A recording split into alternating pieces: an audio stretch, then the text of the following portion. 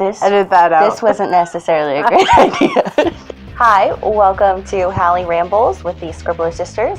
I'm Hallie, and today we are going to be talking about sexualization and romanticizing of villains. And to discuss this topic, I've brought my very good friend Trista on with me. One of the big examples that I associate with both of these topics are vampires. Vampires are extremely sexualized, very romanticized, and yet they're these creatures that prey on typically like very innocent women or vulnerable women. Have you read Anne Rice at all? Okay, so I'm familiar with Anne Rice actually sets a very good stage, and in all honesty, I absolutely love Anne Rice. Mm-hmm. I love her writing, and her entire vampire series was incredible. You know, you had your vampire Lestat, who was the tragic villain, you know, that everybody wanted to hate. But then if you also read like her entire series, you also got an idea of how tragic his life was. Anne Rice, I feel, really kind of nailed that, though, as far as the whole vampirism being romantic. I mean, think about it. If you were going to be completely immortal, would you want to be alone? Intimacy of just sharing blood? I don't know. There's something kind of intimate about that. Well, yeah, I think that vampires definitely leave a good platform for that romantic plotline, because you have that, like you were saying, like the exchange of blood, which is a really intimate and a vulnerable thing. Right. And then you also have that commitment of eternity. Right. And that like sets up like, I'm going to be with you literally forever. It's interesting, though, the sexualization of women.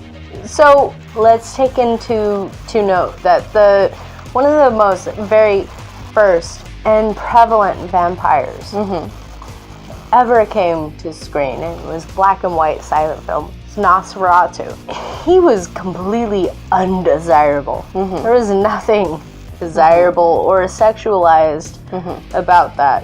So I feel like the sexualization is more of a modern thing. They wanted him to be a monster, a legit monster, to be feared. So that was not always necessarily I see it more so with female villains. The idea that like women are not allowed to be sexual. They're not allowed to have those sexual desires. It's evil to have desire. It's evil to be desirable. I see a lot more often even that like female villains are allowed to be bisexual. Yeah. But not the heroic women. In fact, how many of those do you hear about? Yeah, if we're talking about specifically like comic books, like I can't think of a single goddamn one. Yeah. No, it was always the villains for sure. Yeah. Religion definitely had its handle in that. Not only, you know, you have sexual desire is a sin, you know, especially specifically for women, it's a sin of the flesh, right? But you also have pride and vanity, like femme fatales. They're very attractive, but very deadly. They use their sexual desire and their confidence in themselves. It's almost like it's evil to have that confidence. Like we're not allowed to be confident in our appearance. We're not allowed to be sexual creatures. We're not allowed to present ourselves in a sexual way. Like that's not okay. And so therefore, these it's being tied in with that representation of other evil acts, like assassins or a spy or whatever. So I think that femme fatales are a good representation of that specifically. And then you also have, like, if you're going back to the comic book villains are more likely to be allowed to be bisexual if they're women. Well, yeah, of course. They no longer subscribe to social constructs. Therefore, they are very free to be. Yeah, they're allowed to explore that part of themselves. They're allowed to be sexual creatures. What's sad is that's only seen for villains. Their outfits, compared to male villains, are like minute. They're essentially naked. Yeah, they're allowed to be seductive, and it's like they're evil for portraying themselves that way. How dare sexuality be tempting? Men are less sexualized for like the same kinds of things. I see men depicted as being more feminine, as being evil. That they still have that vanity and that pride, but it's in like it's presented in a more feminine way, and it's like almost saying that men are not allowed to be feminine. I would say I definitely see men romanticized more so than sexualized in as far as villains go. More so than female villains. I don't see female villains romanticized as much. They're more on the crazy spectrum.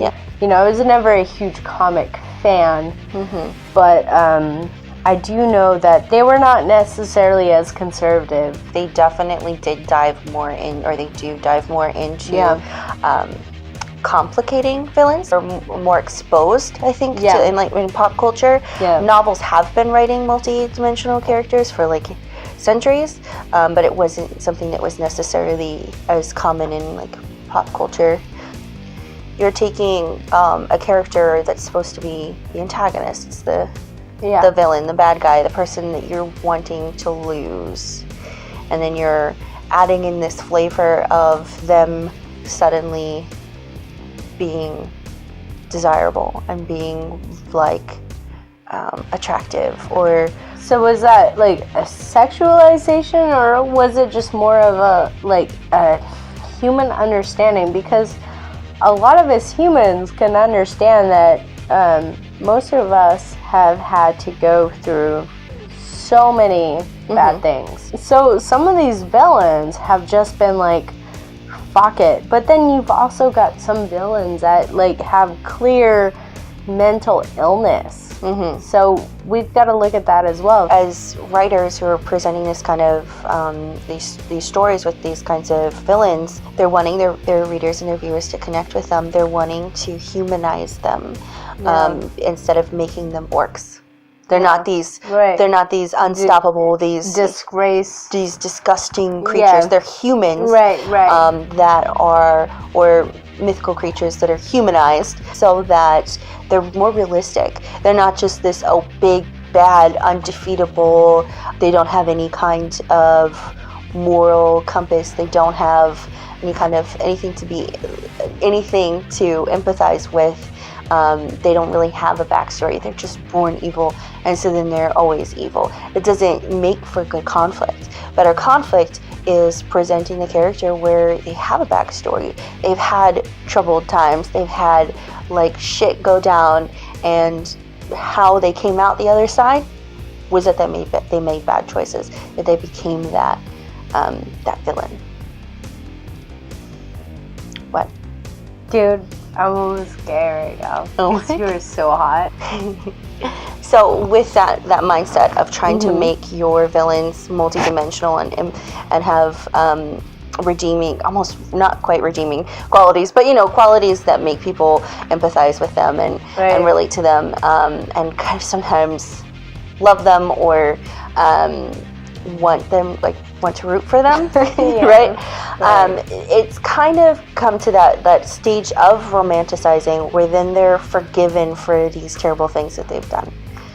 Like, you can have a vampire who... So you gotta ask, Yeah, you've got a vampire... Is that okay? Right. How far is too far? You've got vampires who will have been murdering people for thousands of years, and then they meet this 16-year-old girl, which that's not fucking weird. It's like, you've been a complete dick for thousands of years, not being for like 2 years. Right. So it's like they suddenly have turned a new leaf, and they've changed their ways, and now they can be a better person. So I think, do you believe that? It's Regina from Once Upon a Time, who is the villain from Snow White. She's the evil queen. Right. As a villain, she played up like that sexual stuff, you know? Yeah. She wore tight leather pants and corsets. She was so cute too. She was adorable. With the lips. Ooh. She did terrible things. This little, like, basically a little girl. And like through the span of the show, she would start to kind of redeem herself, and she would start to like see the light, and then something would happen. She'll feel the blow of something that happens in life, and then in result she lashes out and she makes the wrong decision. She goes and murders a fucking village or whatever it is. That's terrible. In the story world, she is a little bit different. She's able to actually redeem herself in that, but it's kind of like, is that going too far? Is that we love our villains so much and we're making them so empathetic that we're not letting them lose? We're not able to see them lose. We want them to be the heroes. And is it that we're not depicting heroes well, that they're not multi-dimensional enough, and they're not making enough mistakes and going through enough troubles that we're not rooting for them as much? And why is, like, where is that coming from? At the end of the day, I think we seriously just need to consider that there are different angles to all of this. And I think mental disorders and society are a huge impact. Some of these villains, they're just psychopaths, but some of them are just created. You have characters like Regina, who I actually really love her character. I think she is presented in a way that is multidimensional and empathetic, and she comes from a universe with magic and everything is more high risk. So like the same way with vampires, they come from a higher risk universe. But then you have villains like the Joker, who in the most recent depiction that I've seen of him is that he's being glamorized and sexualized and romanticized. He has this kind of like epic romance with Harley Quinn, which he's abusive to her, and like that's sick. He's not at conflict with himself. He's not trying to be good. He's doing all of the evil things, but he's not having that inner conflict where he's battling with himself and he's making the wrong decisions. And so I think that for me, that is where the line gets drawn. As far as the romanticization of men villains, is that I think that if men heroes were allowed to be vulnerable where they came from, trouble, and they had hard decisions that they had to make, and that they were allowed to come from like a vulnerable place, that they would be more empathetic, that we would be able to relate to them more, and that people would be rooting for the heroes more so than the villains. We wouldn't have to be looking for that kind of thing in villains. I'd love to see the discussion kind of continued in the comments, see what you guys think. Because we're now in Halloween month. Yes, I said month. Because it's an entire month of Halloween. An entire season. We got all gossed up. I put stuff on my face. Taryn and I are kind of having our theme this month in theme with Halloween month. So we're going to be talking about like visiting that darker side and those kinds of topics. So next week we are actually visiting. We have a surprise guest. If you're interested, definitely check out our video next week. And if you haven't seen our channel before, definitely go ahead and subscribe. You can follow me on Hallie_Tyler on Instagram. And yeah. Thank you so much, Trista.